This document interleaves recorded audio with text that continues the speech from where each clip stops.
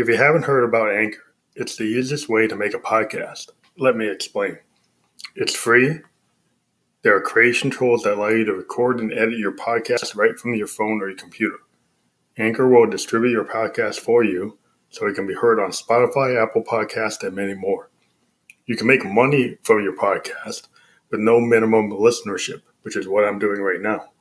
It's everything you need to make a podcast in one place. Now download the free Anchor app or go to Anchor FM to get started. Yes, download the free Anchor app or go to Anchor FM to get started now. Thank you. This is Fam Electric Ghost. Voting isn't just going to the polls on election day anymore. Options like early voting, mail-in voting, and ballot drop boxes are available to more voters and are growing in popularity. How to Vote, a tool created by Democracy Works, breaks down the options for your state offers for casting a ballot, empowering you to decide when and where to vote. Democracy works best when we all vote, but misinformation and confusion about election procedures have resulted in lower voter turnout. How to Vote, a tool created by Democracy Works, takes the guesswork out of the voting process. How to Vote is easy to use and helps folks from all over the country overcome many of the process barriers to voting. Democracy Works is committed to helping you vote no matter what. Their tool, How to Vote, does just that. So these are actions that you can take with this tool. Sign up for election reminders, see what's on your ballot, get step-by-step assistance requesting your mail ballot, explore your options for returning your voted mail ballot, check your voter registration status, find your polling site, make sure you have the appropriate ID. So you need to know where and when to vote this year, and this tool from Democracy Works will very much help you in that process. And Family Electric Ghost wholeheartedly supports this. Thank you very much. Hello, this is Family Electric Ghost. We have Papers music on. Hi, Hi, how you doing? yeah, I'm good, man. How you doing? I'm doing great. So it's good to have you on the show. We just do a little brief intro. I am Family Electric Ghost. I'm a podcaster and musician producer, and we've been interviewing folks on the internet since 2018. We're at about 27,000 listeners worldwide now. So we're happy to have Papers Music. You're a UK London rapper producer. Yeah. And we're going to talk about your latest single and your whole project as Papers Music. Mm. So, you got the questions we sent you, right? Yeah, I've got them. Yeah. So we're going to start off with like the first one. Awesome.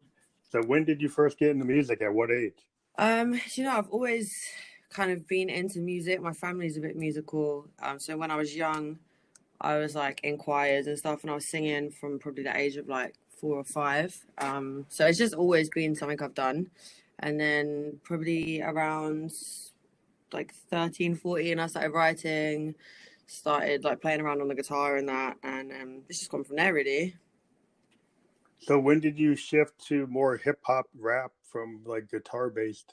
That's probably when I started getting a bit more into production, when I was probably, I think, 17 or 18. Mm-hmm. Even then, I was still doing a lot of acoustic stuff, but I always wrote my songs like I was gonna rap them, if that makes sense. Like my flow, even when I used to sing, was quite similar to just using my voice. And then really like the last couple of years have been when I've really got into production. So that's kind of where like Papers has kind of come from. So did you have other projects before Papers Music where you were more maybe rock or indie band oriented, and then you decided to shift to this new persona? Absolutely. Just before Papers happened, I was with another label for about 3 years. So I'd put out another project with them. But I didn't have really like a say in the production or anything like that. It was a bit of a headache, to be honest. So I got out of that on the 1st of August, and that's why it's been like all systems go on kind of getting out Papers and putting out stuff that I make and that I love. Oh, so that's interesting. So you realized you had a talent for music. You had actually worked on other projects that were maybe going different directions. So when you realized you had a talent for music, that you wanted to write your own music, like what age did you decide you wanted to write your own type of music? Oh God, forever, I think. Because I grew up and I used to go to like theatre school and I was a dancer and stuff, so I've always kind of been around this kind of industry, and I would just always write. I mean, I've got like old YouTube videos from when I'm like 15 sitting in my bathroom. Like, I don't even have a capo. I've got like a pen and a hairband around the guitar. Do you know what I mean? Yeah. And I would just always be writing from when I was young. So it's always been something that I've wanted to do. So which instruments did you pick up first? Or you said guitar. Did you get into any other It instruments? was piano when I was really young, which I wish I never quit because I'd probably be really good by now instead of like bashing out chords. I played piano for a while. I played the drums for a bit, guitar. I dabbled in the violin for a couple months, which my parents hated when I was really young. But yeah, So, so I've played a couple of things. so when you started getting in music production, was like because you had a bad experience with like producers on this other project, and where you wanted to really control your own music? Yeah, for sure. I mean, the production has been a bit more serious for me for the last couple of years. It takes so long to get good though. Do you know what I mean? It's such a like a craft. You have to really put time into it. Mm-hmm. So it started with me just kind of messing around on Logic, just trying to put down my songs in a way that they could be like I could send the skeletons of it to somebody and then they could kind of turn it into what I wanted it to be. Mm-hmm. And then yeah, just kind of from not being able to achieve the sound that I wanted through other people, it really drove me to just do it myself. I feel like if you're going to be an artist these days and you want to make music, you should be able to produce your own stuff and kind of build it from the ground up. Yeah, it's interesting because I'm a producer, keyboardist, electronic musician, and I'm in my 50s. And when I started when I was 17, I used to find old used Rolands and Moog's. Oh my God, amazing. And I was watching all the new wave bands like, Joy Division, Depeche Yeah, Mode. yeah, yeah. And so I just like, okay, I was just the kind of musician I could kind of play by ear. And if I see somebody do something, so I said, you know what? Prince was like my big influence. I love Dylan. I love Hendrix. Yeah, So I said, you know what? Like all the guys I like, they really put it down. yeah, They yeah, kind of yeah. do it themselves, between Stevie Wonder and Dylan and Prince and Hendrix. They were guys that they would go and do it. And I had Yeah, bands, but it's like I was always writing the music. And I said, you know what? I'm yeah, just going to do my own project. And I just been focusing on that. And I do really spend a lot of time interviewing singer songwriters because that's kind of where my head's at. And I love to hear what other people, how they come to that. yeah. Everyone's got kind of like a different work process, hasn't it? And like a different way of how they do stuff. And yeah, it's just cool, man. I love production. It's a really fun thing to kind of get Does it into. make you feel like when you're writing and producing your own music, you have like a singular vision that you can really represent, like Yeah, for sure. And that then piece of art? you start to hear like similarities. So you like with the new stuff that's going to be coming out, like something like there's a couple of drum pads on Ableton that I love, and like I'll use them because I love them. And you start to hear like similarities in your own stuff, which is kind of cool because then people will listen and be like, oh, that's like what Papers would do. That's like kind of like Papers drum Yeah, pad. yeah, you're building like your own style. I mean, that's the whole thing Oh, when you're a singer songwriter, like you're influenced by all these people, but it's kind of like a melting pot of all your influences, and then suddenly, out of all those influences as a musician, we kind of absorb what's there, right? And yeah, then your personality puts your take on it. definitely. And so then that becomes Papers music or becomes what other project you're on, and then people get to hear your signature sound. Mm-hmm. And that's really, I Definitely. think that's where you can't, if you go to producers that are trying to do hits, right? They're going to end up sounding like all the hits they make. Oh yeah, of course, because it's like all the stuff that's played on the radio, isn't it? It's the same 13 songs on Yeah, repeat. yeah, they're all running the That same same. thing. Yeah, They're all for running sure. the same pads out of Mm-hmm. Fruity Loops, and they're all doing the same drum sounds. Yeah, And exactly. it's like, I come from a time where like, okay, well, my Moog can create new sounds any day of the week. Mm. And so I just create my own stuff, and then I don't have to worry about copyright. Everything's like an analog, loop coming off of Yeah, my yeah, my yeah. Rolands and my analog gear. And then I'm always telling people, like, then you don't have to pay anybody No, because exactly. you just build your own stuff. Yeah, yeah, yeah, yeah, yeah, yeah. then you don't have to worry about copyright hits and people. Oh, you got a violation because you grab somebody's this and that. And that's a big problem today where people are like, the clip based music is cool, but you gotta clear everything. You gotta do all the legal work. Yeah, exactly. It's just better if you can kind of compose it and write it Yeah. yourself. And also, like, you should want to do, like, I feel like as an artist, you should want to do that. You know what I mean? Like, do Yeah. it for yourself from the bottom and Well, it's not the like, difference between like a everything. producer and an artist. To Yeah. me, it's like if you're a singer songwriter, it's kind of implied that you're writing your material, right? If you're a producer, it's more like, okay, well, I know how to organize things as a music director, and I can grab clips here and stuff and know how to arrange it. And that's a skill set, Oh but my God. Yeah. but it's different, you know. And you can be appreciated for that, and I understand that. I mean, I love the Bomb Squad from like Public Enemy. I love De La Soul. They were really good. There were some Mm-hmm. bands like the Beastie Boys. They're very good at clip production. Yeah, yeah, yeah. And if we have guys that are like brilliant like that, then they don't really get hit because they're so brilliant and so hidden. Some of the stuff they're doing, it's like they might have took it from here, but the way they used it, you can't really Yeah, you can't identify even it. tell. Absolutely, yeah, for sure. Yeah. So when you put together this new papers project, what was your whole goal? And maybe who were your influences? Maybe talk about it. My goal for it was just kind of obviously being able to have the freedom to make whatever style of music I want, say whatever I want, wear whatever I want in the videos, because that was restricted of me for a really long time. And my influences, honestly, uh, I've listened to like a lot of different music. I think growing up, the Weekend trilogy album like shaped me as an artist completely because it was just genius. I listened to a lot of Miguel, a lot of Kendrick Lamar, a lot of J. Cole. And then I grew up on like rock music because my dad loves rock. So it's just been like a big amalgamation of like loads of different styles. And it just depends what mood I'm in as well, really, what I want to listen to. Do you know what I mean? Yeah, I mean, I have Mm. a big punk. I'm a keyboardist, but I have a big punk influence. I love the Sex Pistols. I love the Clash. Mm. I love the Ramones. So like people always say, "Well, keyboards, where you going there?" Well, look at Trent Reznor. Look at Nine Inch Nails. Nine Inch Mm-hmm. Nails is totally influenced by punk. And Yeah, so yeah, being a synthesizer player that's influenced in that way is not that surprising when you look at Joy Division. mm-hmm. So if you think about it, like, and then I have influences from like jazz, like Sun Ra and Yeah. Davis and Coltrane.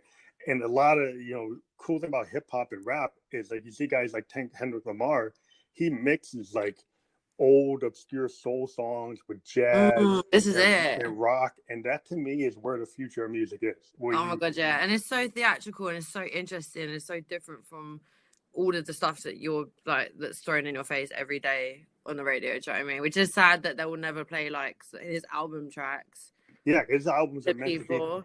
meant to be heard as a full project. Oh my gosh, yeah. Which people don't do anymore. Like everyone, it's just singles, singles, singles. No one's kind of putting time into like a body of work Well, anymore. yeah. Well, I live in that space. I grew up, with concept albums from like Pink Floyd and the Beatles. It's like everything I do is like concept stuff. I still do albums, but I have a very like micro audience. I'm happy if I hit like 10,000. Yeah, yeah, for sure. But that's how I live. I'm able to work in that space because I don't overextend myself. But Mm-hmm. it's like you have to decide like that's what I want to live in. I like the album format. I like concept albums. I like progressive music. So Yeah, progressive music means you're going to have a suite of songs that kind of go together and tell a story. And yeah, so for I'm sure. never going to be like writing singles because that's not where my head's at. You know, Yeah. maybe one of my songs might be a single. I have a song now that's doing well, but it's like Uh-huh. I never intended it to be that way. If it happens to go Yeah. that way, then it goes that way. Yeah, for sure. So I think that's what I think is missing today because so many people are trying to get that slamming 2-minute song. This is the thing, but then when that happens, and then it's like the kind of 15 minutes of fame thing, you know what I mean? There's not really like longevity. Yeah, you gotta be like Build that, like yeah, the listeners have to like trust you and grow with you and know you. And I don't know, I think that people really can tell when someone isn't being like genuine and they're just kind of like making a track because they think it's going to be a banger and that's going to like get them on the radio. Do you know what I mean? I don't know. I don't really want to do yeah. that I stuff. think every artist I've ever talked to that's really pure into it, they do music because they love it and they perform it because they like to perform. And it is a consequence where if you want to get to the top of the charts, there's certain things you got to do.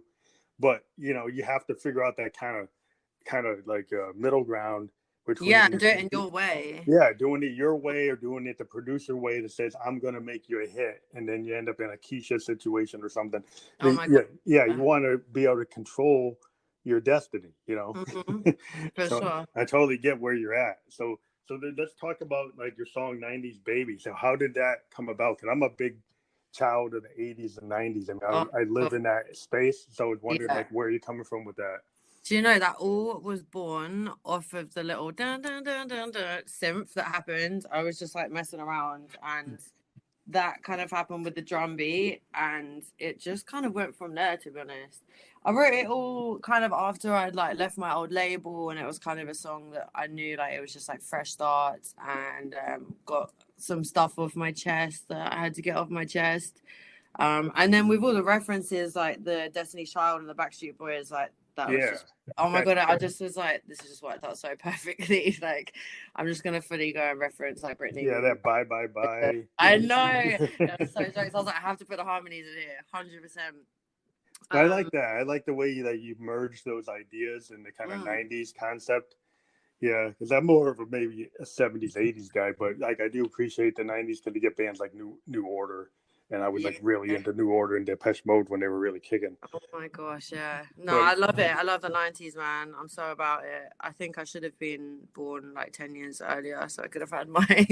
what I think I love about that time is like the bands, they went on stage with their synths and their guitars and full Oh my God, bands. yeah. And today, like I'll go to a club in New York and I'll have my roadies and all my stuff, right? And then there's some guy we coming out with a CDJ and just a SD card. And then Yeah, I yeah. actually have to tune up, with my whole band. We've got like real keyboards Amazing. and the basses and stuff. And they're like, "Oh, that's going to take you how long?" Well, like 20 minutes because I'm like Yeah, you're like, I'm I've like a done this real before. I'm a real band. I'm not gonna like just jump on the CDJ Yeah, yeah, yeah. and it's And just also, like, where's the fun in it, man? It's so fun to play live when you got your band playing with you. yeah, it's just I So understand fun. it's cool to have the modern setup where you have a Yeah. CDJ or you come out there with like a MIDI pad or something, Mm-hmm. but it's like it takes some of the life out of it if all you're doing is your backup tracks and you kind of maybe lip syncing to it or over maybe Yeah. muting a couple tracks And and you then can't singing. beat live drums. Oh Yeah, my. it's like a live drummer is always gonna kick. Yeah. A live guitar player playing. It's just something about that's the kind of when I go to New York, I go to the clubs that want to see that. Yeah, yeah, yeah. And that's there's still audiences for that. But it seems like it's getting like smaller in some places because people Mm-hmm. are like, oh, they just want to see. So how do you handle that with what you're doing? Like when you go to do your music, do you have a DJ behind you or do you play it? How do you gonna when Corona's over? How are you gonna like perform um, as Papers? I haven't, do you know what? I think I will try and get as much kind of live aspect as I can. Like when I haven't played a show in so long because when I was with my last label, I literally like wasn't allowed to play live or anything. It was really nuts. Mm-hmm. So before that, when I play, I'd have like a lot of stuff. My drummer would have like the Roland, what's it called, the Oh, SPD. So he would like put some stuff on the backing track and like mm-hmm. a click track, and then play some of the drums and like Yeah. I ideally like to do that. I just want to find some good musicians that I can trust and that get it and can Yeah, it's play like what a I hybrid. play. It's like, yeah, a lot of bands, you still want your backing track so people can Mm. get the song. And so I've done like things where I've used Ableton Live, mute tracks and then play stuff over it that, Yeah, yeah, yeah. See, I think that would be so fun as well. Like if I can play and have like the push out and be playing some of the like drums or something like that. I think it's just a cool thing to watch somebody do when they're yeah, performing. it's just cool to have your song there. So I mean, so you can play it straight, but then you could improvise a little bit. Like if you have somebody controlling like an Ableton unit with a MIDI controller, or some kind of pad-based grid controller, like an MPC. Mm-hmm. If you're using like an MPC, then you have a lot of freedom. That like, okay, if I've got like a music director, and he happens to play bass, and he's got some kind of MPC, then when you're playing live, like he can kind of jam it like a DJ. Yeah, yeah, But he yeah. can do it even more better than a DJ because he has more control. over what he could do. He could kick the clip off that's not standard, not the same, as the original song. So you can improvise a little bit and have more fun. And so yeah, and then when people are watching it, it's like something new for them. You know what I mean? It's not just like the same song that they've listened to. Yeah, I mean, that was the whole thing when I was back in the day, going to see, like, I saw Prince. And the cool thing about seeing Prince is that you knew he wasn't actually going to play Purple Rain the way he did it in the movie. Yeah. The whole thing about him is he would do these like 12-minute, 15-minute extended jams of the songs. Oh, amazing. Yeah, and you can just see on stage that everyone's just jamming and freestyling. And yeah, that was always what I liked. I would go see the Allman Brothers, I would go see a band like Who's to Do or the Replacements. And the whole point of it was like, even REM. I used to see them back in the day before they were super big. And it was just cool to see those guys like just jamming their songs out. And yeah. And so it's cool, like, and even when you're doing with hip hop, it's cool when like musicians tend to like, I'll do some lyrics that weren't on the cut that they didn't put on the album, and then I can kind of run these lyrics because I don't like it. Like, I mean, because every songwriter has multiple versions of their song, and then sometimes when you feel like it, you go out and say, well, this day when I perform it, I'm going to use the lyrics I wanted to put out, but I didn't put out. Yeah. That's the kind of freedom. But so on Paper's Music, you got your 90s baby song. So you have a full project that you're working on for more songs for this? Yeah. I've got loads of songs. A couple of them are mastered. A few of them are getting mixed at the moment. And then literally I'm just in the studio all the time. I built a studio in my house. So cool. Yeah, I'm all about that. Yeah. It's so good, man. So, whenever you get that feeling and that something good's going to come, I can just jump in here and get it done, really. So I think I'm going to I'll probably do 2 more singles and then put out either an LP or an album, just depending on how much material I've got. Well, I've been seeing, EPs are doing pretty good. Like, do you think about doing an extended play or do a full album? I don't know yet. I think it depends. I'm going to put out another single in 6 weeks and then probably 4 to 6 weeks after that. So depending on how much like relevant stuff I've got by then, because like what we were saying earlier, like I've got a couple tracks that I had done about 6 months ago when I was doing kind of more soul stuff, and like the tracks are really good, but it doesn't really fit with what you're doing now. Yeah, so it's like I've got all of these things that I like mastered and I could put out, but now it's just about getting selective over what I want people to hear, what I want Papers to represent, what I want to do with this kind of brand. And like, if I have 5 tracks that work with it, amazing. If I've got 10, amazing. I'm just going to kind of go with it. And I just want to put out like the best stuff for people that I can. So I'm just going to be selective and make sure that the album or whatever it is bangs. And that's all that matters, really. So when you put together an idea like an album, the cool thing I always like about albums is they kind of like make a statement like an audio novel, they kind of like an audio movie. Like when you have a really good album that kind of flows, it kind of tells a story. Or if it doesn't tell a story, all the songs kind of fit together, Yeah. So now your idea is like you got to make so it feels like it's a cohesive idea. Yeah, definitely. Because I think now that I'm rapping a lot more, I used to sing a lot more, and so I don't want to put like songs on this that kind of aren't in the space that I'm at now. So yeah, I think my production as well is getting better quickly because I'm just spending so much time doing it. It's such a long process to get good at this, and honestly, like anybody that starts it, I think, knows that there's like a big mountain ahead of them until they start making stuff that sounds good. And I think I'm kind of getting to the point now where I feel confident and I feel like I've found my sound, because it takes such a long time as an artist to find your sound and your thing and like your path. So I think I've just kind of brushed it the last 6 months, and it's going to be exciting to kind of see where that goes. So the origin of Paper's Music, is there a story behind why you chose that name? Honestly, I was sitting in my studio and I was trying to think of rebrand names, because I had to rebrand because I hated the last album that I put out and I wanted to kind of get away from that and my old name and all of that. And I had some rolling papers sitting on my table and I just thought Papers, because it's kind of androgynous, it's kind of like, yeah, do you know what I mean? I didn't want to use my name. I want to separate myself from. So you wanted to create like a stage persona. Yeah, for sure, because I think it is, and it's not like it's all from like experience, but it's also nice to kind of be able to pull yourself away from it. Yeah, I think that's interesting because I've always been a very big fan of like Bowie because he could go into all these characters, and then like if you look at Ziggy, he did Ziggy and then he never really did it again. Maybe people said, oh, he kind of did it again in the '90s, but basically he would take a character, do it, and then I'm done. And then he'd go to the next character, and it would represent a totally different vision for his music. And that's cool because then it turns each song into like a piece of art. Like you're bringing someone into this like sound space, and then you're shooting a video, and you're like creating this little world in this one song, which I think is really cool. I think people don't do that so much anymore. I mean, Gaga did it. Yeah, Lady Gaga is kind of modern day female Bowie. Well. Yeah, she's like the female Bowie. She's able to channel Did you see that documentary on Netflix, 5'5"? Yeah, but she was channeling like that same idea because she tried to do herself. I actually seen tapes of when she wasn't Lady Gaga, and she was really good, but it just wouldn't gain traction. It's kind of like what happened with Bowie. Bowie was like David Jones, and he tried to do it without being Ziggy, without being Thin White Dude, and nobody paid attention. Yeah. So it's because there's so much in this world now. Like there's so many musicians. Unless you're doing something different or like that jumps out, then people don't pay attention.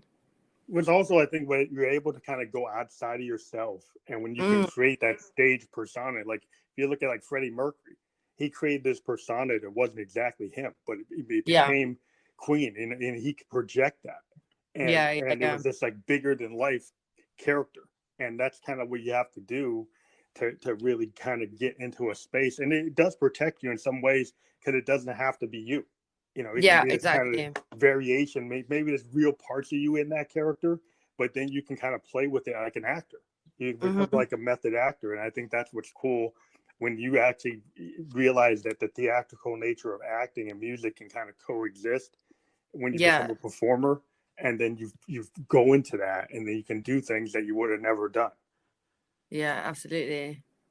So I think with Paper's music, seems like that's what you're kind of doing. That you're taking like who you were before, and you're creating this whole new stage persona because you want to project something different. Yeah, absolutely. Yeah, it's a fun thing. I think it's gonna be a good journey, So regarding collaboration, you did collaborate with your last project, but you didn't like the result. So are you continuing to collaborate with people for Paper's music? It was just primarily most like 100% you. So all the tracks that are going to be on the album or EP or LP or whatever it's going to be produced by me, and it's all going to be me. Obviously, I've got like an amazing guy that mixes stuff for me. And then lately I know a couple like house DJs. So I've been working with them. They've sent me some tracks. I've been singing over their stuff. And I've been working with another guy called Mac James. We've got a song called Peroni coming out on October the 1st. Of course. So most of it's me, but then I've had a few people come to me, and if I like the beats, I like what they're doing, then I'll sing or I'll speak over it. Because it's fun, and I think sometimes you get kind of I get writer's block a lot, to be honest. I'll go through like 2 months where I can make 10 songs, and then I'll go through another month where I can't get one word out onto a page. So it's nice in those times to have other people's music to kind of inspire you, because I think it's hard as well when you're writing a song and you're producing it and you're like really focused on every single aspect of it. Sometimes you can get a bit stuck because you're just kind of like, well, I'm like, where do I start sometimes? So it's cool to write over other people's stuff. It gets me out of my writer's block sometimes. So when you collaborate, are you using Paper's music as okay, that's what's going forward. You're not changing, because sometimes it's cool. Sometimes Prince used to go around and change his name, and he'd have like all these different names that he would like record under and then work with other people, and then people didn't actually even know sometimes it was him. But so I didn't know if did you ever feel like, well, maybe I should do that? I was thinking about it because I've had to like start from the ground up again after I left the label before. I just thought like the best thing to do right now is kind of get my name in as many places as possible. So just work with as many people as I can if I like this stuff, and just make sure that people have seen the name Papers Music. Yeah. So you're in that phase because you want to promote that For that sure. new character. Yeah, I've when you were talking about like collaborating, it is like I have done that where I've had albums where I've co-written and had a project with another artist, and it's very inspiring because I'm primarily a solo artist. You know, I tend to write everything in these big rock operas. And one thing I was always able to kind of get around having writer's block is I'll go and just do live jams like on the net. Yeah. And I find that when I do live performances, it generates like new ideas. Because I used to be a big fan of, well, I still am, of Frank Zappa and the Mothers of Invention. And they just used to do these big live kind of Parliament Funkadelic kind of free flowing, free jazz funk jams. Amazing. And when you do that, what ends up happening is you go back and listen to the tapes, and then you find the songs out of those jam sessions. And do you know, I used to live in Brighton, which is on the south coast of England. It's like quite a small town. There's like a couple unis, and we had like so many jam sessions there. Like I went to a music school down there for a while, and Brighton's got like such a good scene for that. I've just moved back to London last year, like end of last year, and I haven't managed, obviously COVID's happened, so we've been like locked down. I haven't managed to find like that here yet, which I'm quite excited to do, because in Brighton there's such a good scene for it. Everyone's a musician there basically. Yeah, I find that's always like, I love to do that, because if I ever run out of ideas, if I go in to do a big jam, then that's where I tend to say, okay, here's a bunch of new material, and I'll just go through it, and then you'll pick out the hooks out of the live tape, and then just, I can work on this. Because here's this cool bass line, or here's this cool chord arrangement that I kind of never thought I was going to, you just kind of do it. Sometimes it just comes out, and then you're like, oh, that was sick. Yeah, because when you're a musician, sometimes if you overthink things, if you say, I'm sitting down, I'm going to write a song, and it's like, well, that's not going to come out good. But if I just kind of just go hit the record button and just jam, then my kind of musical memory over time, my influences come out, and you just say, oh yeah, well that works, and I can work on this. That's what I find. Like if I ever try to force myself to do something, that's like, well, that's not. I'm exactly the same. It's like, what do I start? Do I start with a drum beat? Like, am I gonna go in with a synth first? Because sometimes it's difficult. But I do that with my lyrics as well. Like when I've made a beat, I'll just freestyle and then go back in and like find what I like, and then kind of build from that. So do you end up using your phone to like capture, like if you were out walking and you come up with like some lyrics, do you like do a voice memo? And all the time? Yeah, I've got like just random stuff sung into my phone that I have no idea what it is, and just like lyrics in my notes and stuff, which is cool because then you've always got something that you can kind of pull from. Do you also like have like a diary or a notebook? Like I see a lot. No, I'm like awful at like writing with a pen, so you're not good at that. Yeah. I'm like the worst handwriting, and I lose everything. So it's better. Yeah, the voice memo is probably the better idea. Yeah, for sure. It's just the easier way. I'm probably not going to lose my phone, but I'll lose a notepad in like 2 minutes. So yeah, that's interesting. So like when you produce, like if you're like, what are you using, Logic? No, I'm using Ableton now. I started. Okay. And then I got the Ableton Push and got Ableton and just converted because the Push was so good. Yeah, and I just love it. I don't think I could go back to Logic now. I don't think I'd even know how to use it anymore. Yeah, that's interesting. Like I had been using DAWs initially, and then I switched to this kind of old school method. It's like, okay, I have all these Moogs and these Rolands and these hardware synths, and I kind of just take like hardware recorders and I just record my synths, all my drum machines and stuff, in that kind of old school method of using like a Tascam or using a Fostex, and just kind of laying it down. And it kind of it gives me limitations, but it forces me to I have to learn my song. I have to get it down and actually learn it. So then because I want to play live, so I want to actually be able to actually play the parts. So I tend to write so I can actually play it live. That's awesome. Yeah. I don't think I could play my stuff live. I really want to get good at finger drumming, because when I make drums, obviously I do it like all in sections. I do the kick and the snare and the hi-hats, but I don't think I could do it all at once yet. That would be really cool though. Yeah, it's just a different thing because, like, if you're a keyboard Mhm. player, you kind of want to be able to play it live, so that's like your thing. Yeah, So definitely, you're kind of definitely. right like that, and even guitar players will write like that because, like, I want to be able to perform it. And it was an old story about the Who where they're like, they loved Tommy because they actually wrote Tommy so they could perform it.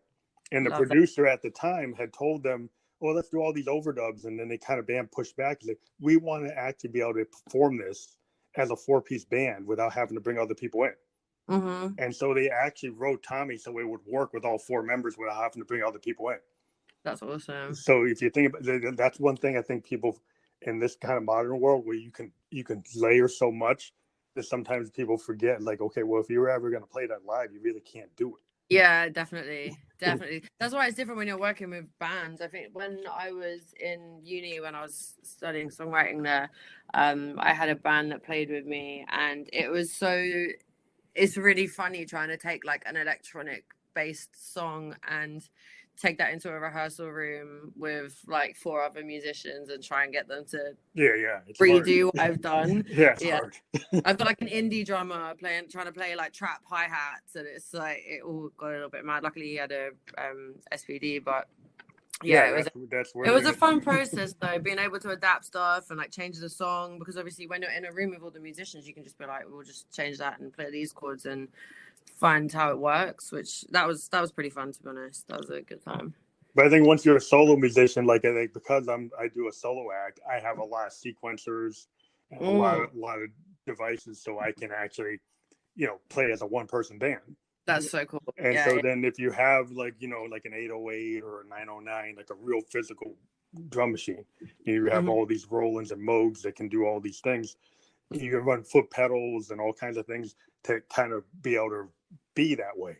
Yeah, So yeah, you can yeah, have yeah. all that layering happening, and you have stuff coming off your sequences, but the stuff you're doing live. And so it can be, similar to like running a DAW, but you're running all these clips off of like analog sequencers Mm-hmm. instead of running them in a DAW. You're kind of running them and tying them together so the tempos are tied together by like Yeah. controlled voltage and all this crazy stuff. But it's like it's a lot harder. It forces you to work in a different way. Oh But my God, yeah. And it's the level of concentration that it takes as well yeah, it's is just a different insane. thing. But I think a lot of musicians try to challenge themselves to kind of force like the creativity. Yeah. I think it's always good to kind of put yourself in a situation where you might not be fully comfortable, because that's where you actually start That's where creating. you grow. Yeah. Yeah, definitely. So you find Definitely. that with the papers music where you actually put yourself in a position where you weren't exactly fully comfortable, or were you totally comfortable with what you were doing when you first started it? When it first started, I'd kind of got to the point where I was like so ready for it to start, because for so long I wasn't allowed to put out stuff that I liked on my own music or even sing like the style that I wanted. So by the time papers came around, I was literally just like, I just want to do this 100%. I was like really in it. And so within like 2 months, I literally left the label on the 1st of August. So it's basically been like 2 months now. And like having that drive to do it has really pushed me to do a lot of stuff in a short amount of time, which has been cool. I think I needed that little like fire to kind of do it. Yeah, building your home studio, that's a big thing. I've been a big proponent of that. I've had my home studio for like 6 years, Mm. and it's always like getting new gear. But I think it just like the cool thing about that is like, okay, whenever I feel like it, I can just do what I want. Yeah, for sure. And you've got like your place. Like it's been a while since I've had like the privacy and space to do it. And I think when you are like recording vocals or stuff like that as well, you need that kind of like safe space that you can Yeah, fuck up. It doesn't matter. And you can like, you can do I don't whatever you want. You can yeah, try you can do something. whatever you want. You can get so experimental and there's like no one's listening through the walls or it's cool. I think it's important to kind of have that. Now, did you have to like really build your studio to get your vocals right? Did you have to do anything to like make sure you're getting good vocals versus going? To be honest, I bought like a log cabin and plastered all of it, so it's like pretty well insulated and soundproofed. And then besides that, I just got like a really nice mic. Mhm. I've got a Neumann, it's really nice. I've got like a big reflector, so I don't find that I haven't like treated the room or anything. Mhm. Like I just got a book on mixing and mastering. Let me see, who's it by? It's actually, let me see, I've got it right here. Mike Senior mixing secrets for the small studio, because there's a lot of stuff, technical stuff that I wish that I'd gone to uni and that I didn't know. Mm-hmm. So I've bought this like massive book which I'm trying to get through at the moment, and it talks all about like treating the room and stuff like this. So I think I am going to do that next, but I just don't know. I mean, the vocals are coming up pretty clean as they are. Yeah, a lot of the technology today, like since I built my, a lot of it was like the different preamps and stuff I use on my mics and the different mics I use. And a lot of the stuff I do, I use a lot of, my music, I use a lot of vocal transformers. Yeah. So I have a lot of layers of things going on because I'm trying to create characters. So all my music is like, the lead singer of my band is like the female version of myself named Josephine. And that's all created through all these like a Moog vocoder, a Roland vocoder. Then it goes through all this other stuff. And so it's interesting because it's like analog and digital treatment of my voice. That's so cool. So you can make some really crazy sounds. Yeah, you can do different things. So a lot of what I do is totally like a creation of synthesizer technology, and just how you treat it and how you different mics you use and different echoes you use on it. And I'm always changing like the variation of her character. And every time I approach it, it's like, okay, well, if I use this mic, she's gonna sound like this. If I use this like digital delay, or if I use a spring reverb, there's all these different things I spend a lot of time on trying to get her to sound a certain way. And kind of like if you're doing stuff for films, like when you work on voiceovers for films, there's a lot of treatment that you do for things like that, and it's the same kind of stuff that I do. But yeah, it's a lot of this stuff you can do if you just like put your time into it. And now because of COVID, I think a lot of bands I've been talking to, they're like doubling down on, okay, instead of buying that RV or the tour bus money, I'm actually dumping it into better mics, better vocal processors, and to do work. Because to release like a successful record, it needs to sound professional. It needs to, what I mean? People's ears have got used to a certain level of quality, be that good or not, because everything is auto-tuned these days, which I'm not into. But like, you can't have a bad USB condenser mic anymore. It's not going to cut it. Like, you need you need good equipment because people are going to know. You gotta have a $5,000, $10,000 mic, something that emulates that, pretty good. If you can find if you find one that can, if you find like $1,000 mic that emulates a $5,000 mic, it's like, that's cool. Definitely. I mean, the Neumann's nice. It can sometimes be quite scratchy because my voice is a bit husky, but it's doing a good job at the moment. It was a good little investment, that one. So are you focusing on like videos for Paper's music? Are you working on some, like, because a lot of things today are so visual? Are you going to be putting stuff out on YouTube? So we just dropped the 90s Baby video Friday. Cool. Which was cool. And then the next one, I'm kind of planning it at the moment. I've got this amazing videographer, Jack Thalman, that I've been using. I met him on a photo shoot I did a couple months ago, and he's just brilliant. Like, the way he edits and how he's just got like fresh ideas, and I just like everything he does. So I'm going to use him again. And just, kind of planning the next one at the moment. It's going to be quite a fun one to shoot, I think. It's a garage track, so I want it to be like really old school. Everyone like Adidas tracksuits and bucket hats and stuff like this. That's cool. So are you thinking of doing any kind of online concerts? Like, there's a lot of new kind of online venues getting created. People, doing concerts off of Twitch, people joining collectives, and, some places are actually opening up venues and then having bands go on a stage and then streaming it from the stage. And maybe there's no audience. I would love to do that. That would be awesome, because I genuinely haven't played live in so long and I miss it. But I did like the IGTV kind of concert thing when I released my last project, but it just frustrated me because the sound quality is just never going to be good coming through an iPhone, filmed on an iPhone. Do you know what I mean? So I don't know, if the opportunity arises, then I started to use some technology I use is there's actually like a Roland like mixer that allows you to get like off of my soundboard the quality coming off of my studio. So it allows me to take my sound coming off my soundboard and then put it into like a Zoom camera. Oh my god, yeah, that's a Cool cool idea. idea. And then when you run them, like Roland makes these video mixers. Not that I'm pushing for them, but they make these video mixers allow you to take in like high quality audio and then I love link that. it with HD video, and then have multiple cameras on a live video shoot. So if you go like on Twitch, you can have like 4 cameras, and they automatically switch while you're Yeah. playing. And that's the Oh kind my, of technology that like when if yeah. you can't do a live show, if you set it up in your home studio and you set up a bunch of web cameras and like one on the board, one on a live wide angle view, one on another view, and then you've got this thing where it randomly is popping through those angles while you're playing and then giving you a really high quality audio. Yeah, that's a really good way around it, to be Yeah, honest. then It's just about adapting right now, especially like releasing a new project during this time.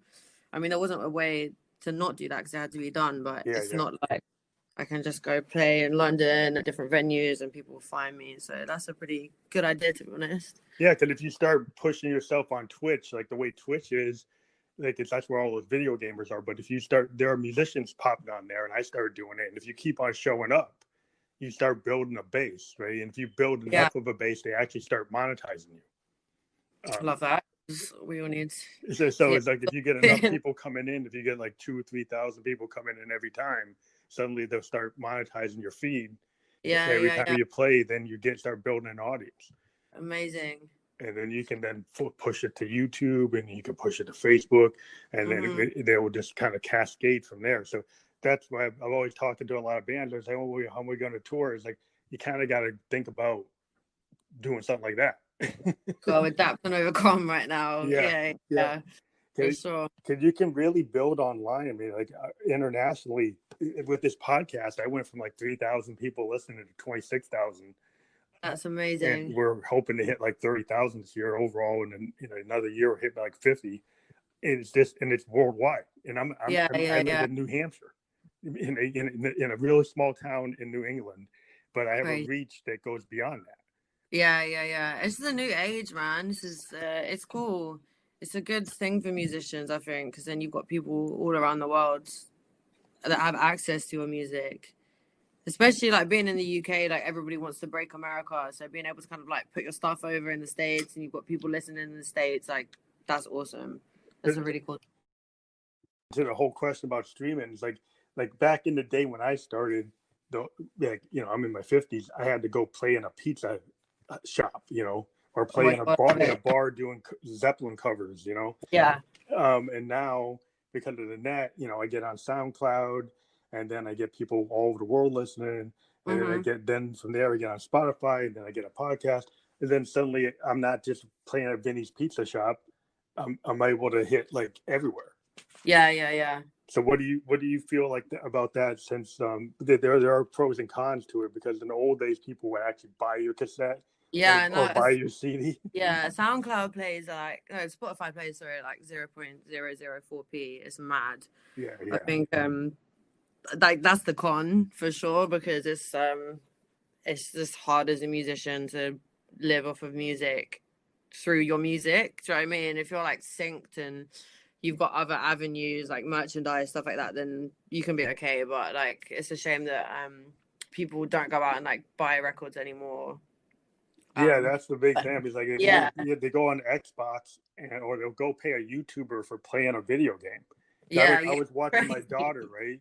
And she was like sending $10 to a video YouTuber.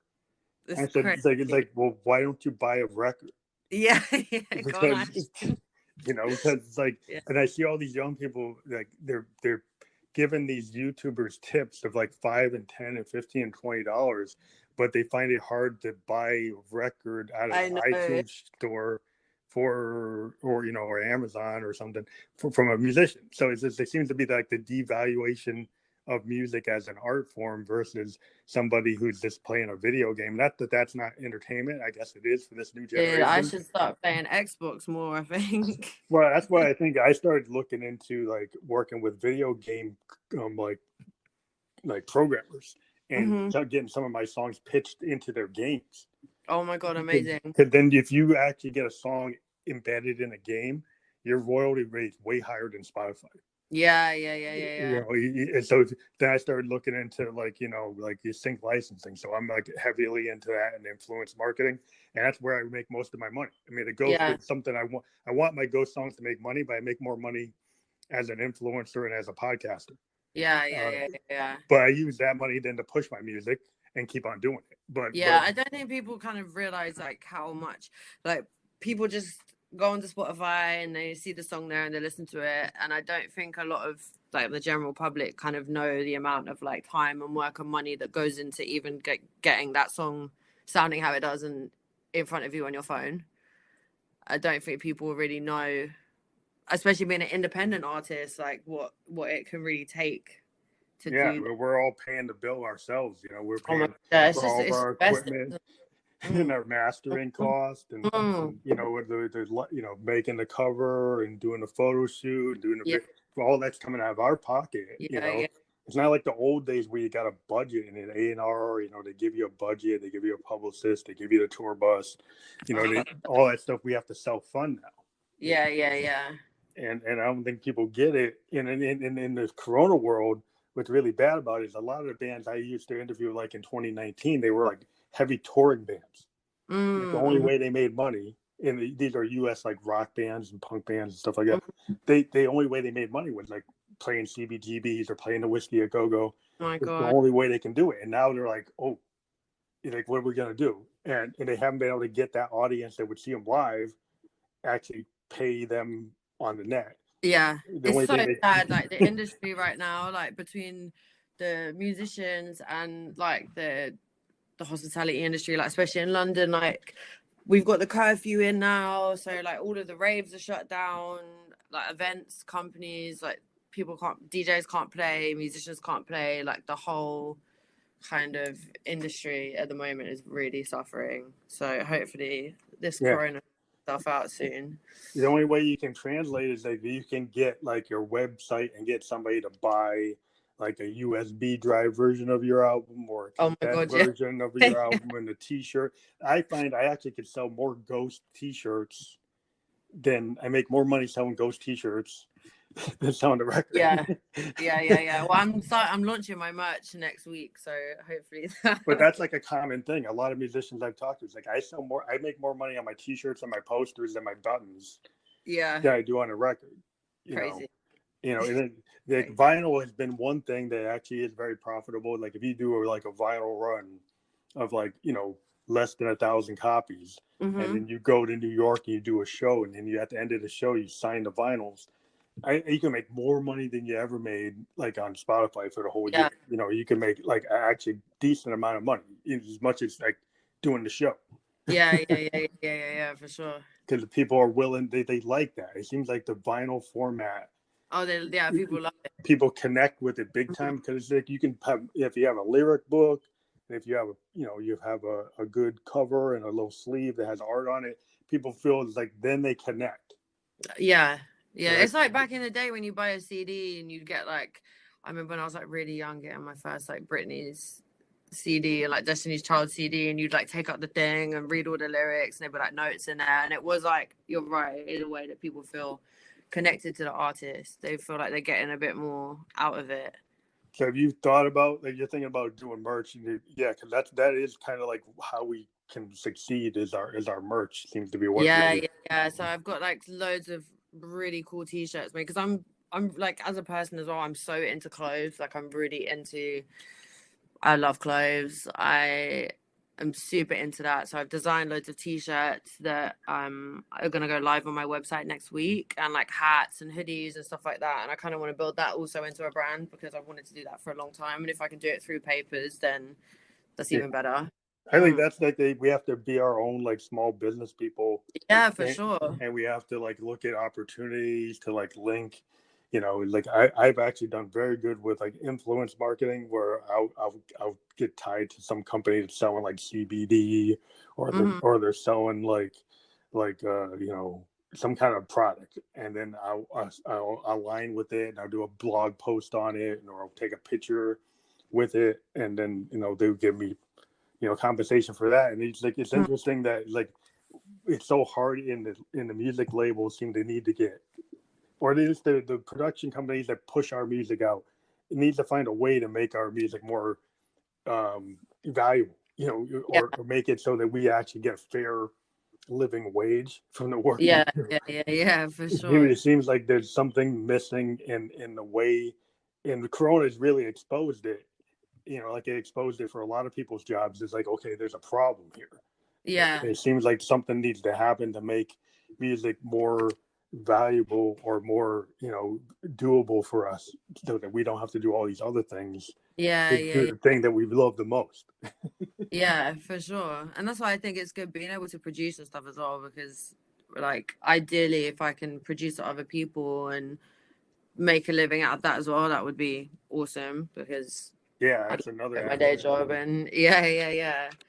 Once you become a producer, then suddenly you can become a music director. Like for being a keyboardist, I can get pulled in to do like music direction, Yeah, because I know how to use all that MIDI gear. So like if somebody wants me to go, and run a show, I can do that.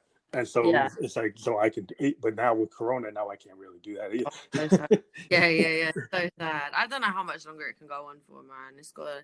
Yeah. I But don't know.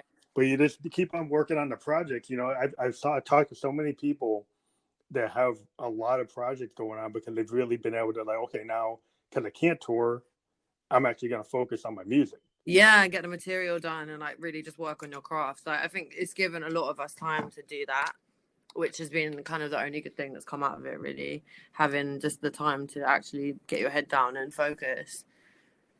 So it's regarding the future of music. What do you think? You think it's like a combination of the things we're talking about? You think there's other things you want to do with your music going forward with like Paper's music? Where do you think you want to be like in the next 5 years? Oh God, hopefully quite big and making some money. I'd like to really just build up the brand and just get out a lot of good material. I think the industry at the moment, I don't know. I feel like there's just a lot of like sexualization of women, and there's not enough female artists at the top at the moment. There's not enough female artists at festivals. We haven't really, I think the types of artists that are up there is all the same type of artists, and I'd quite like to kind of break that mold a little bit. I think people need like different stuff. I think eventually people are going to get bored of hearing the same voice over the same type of track 100 times a day. So if I can break that in any way, that would be awesome. Yeah, that's the one thing about the industry that I've always been like very annoyed with is like, even go back to the Beatles times. The Monkees were a clone to the Beatles because the Beatles were doing well. Yeah, It's just like all the British invasion bands were all kind of, okay, well, let's try to market this to death yeah, until we knock it out. And that's what happened to disco. People got sick of the Bee Gees. People got sick of disco because it got overplayed. hmm Or everybody started doing the same, trying to clone the Bee Gees, and yeah. everybody got Everyone just burned tries to out. jump on the bandwagon and hope that it pays off as well. And they don't But seem to I think there's learn. a lot of music coming up now that is different. There's a lot of like different artists that maybe aren't getting played on the main radio stations, but have like a million listeners on Spotify a month. Like people aren't stupid, and I think people do like things that aren't just pop. You know what I mean? And there is space for it. But it's like what we were saying earlier, you've just got to kind of do it in a different way and not rely on like radio plays. You've just got to build up your brand and really just like push yourself and just believe everything you do 100%. I've got a lot of friends that have quit because it hasn't quite happened for them yet. And I think you can't really quit. You just got to keep going until Yeah. something happens. I mean, I've been going since I was 17 and I'm in my 50s. Yeah. But you love it. Like you'll never stop. Do you know what I mean? Regardless of what happens, you do. It's like a blues guy. Does a blues guy stop? No, they keep on playing till they're done.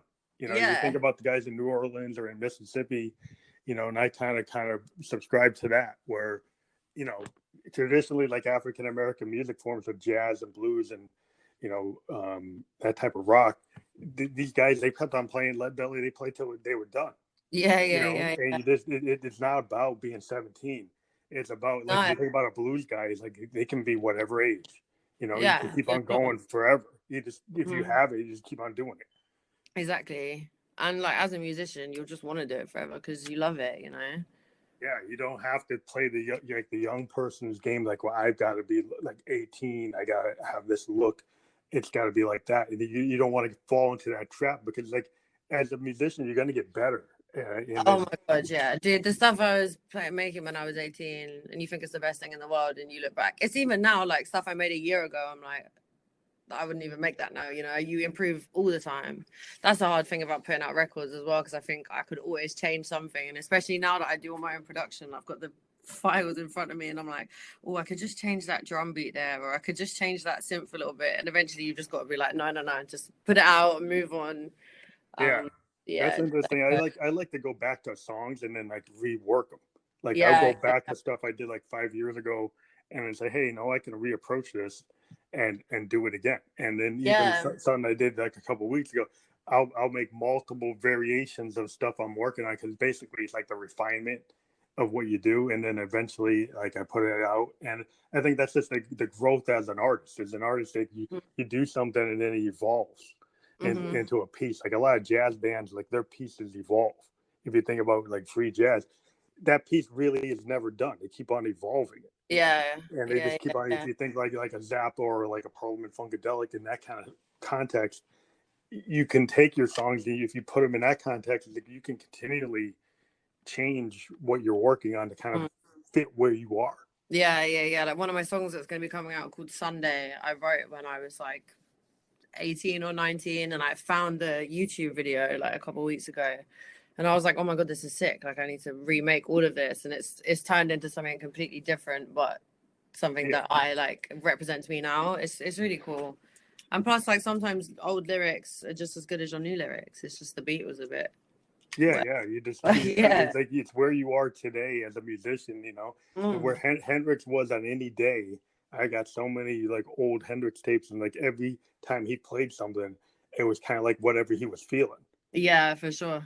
And it was like, and that's kind of like the nature of being a musician. Like that's the beauty of it. It's like you know, it's like a painter. Every day they paint, it's gonna be something a little different. It's not gonna be the same. Yeah, exactly. And that's what's the beautiful part of it. And I think that's one thing in the industry I've been kind of railing towards is people to be do more improvisation or more kind of stream of consciousness to kind of show people who they are at that moment. Yeah. Because every day you're in a different mood, you know. That's why like a lot of my songs are really different, because you're not the same person every single day, you know. You don't always want to write about stuff or it's really cool. And you're right, that's how people start to get to know you. Yeah, I think that's like when people really get to see you. Like if you do a live concert and you do like somebody do like a stripped down version of your song, like you know, like the old Unplug idea. Like when Kurt Cobain went and did this Unplugged stuff, and he was like this big, heavy grunge guy, but then he went and played these kind of Beatle tunes. You're like, wow, you know, he can do that. He can do that as well as other stuff. Yeah, for sure. It's really cool. It's a good thing for people to see. Yeah, that's cool. So yeah, well, great talking to you, Papers Music, and we're gonna push this out to our 11 platforms. We are actually part of Spotify, but it's gonna go out to like Apple. It's gonna go out to Google. It's gonna be on 11 different platforms. We're gonna send it out. We'll send you the top link for the Apple Music link and the Spotify link, and we'll push it on our social media. It'll be out in the next hour. And if you want to come on the show when you have your next project ready, if you have your album ready, I'd love to. Yeah, I'd love to. It's been really nice talking to you. Thank you so much for reaching out and setting this up. It's been a nice evening, you know. We love talking to musicians. We like pushing like artists because we think, you know, that's something we don't see as much of it as we would like. You know, we like free form interviews where people kind of really open up, and that's why we kind of do what we do. But I love it. Thank you for being on the program. Yeah, enjoy your Sunday, man. Thank you for having me. Thank you very much. Have a good day. We'll speak soon. See you later. Bye.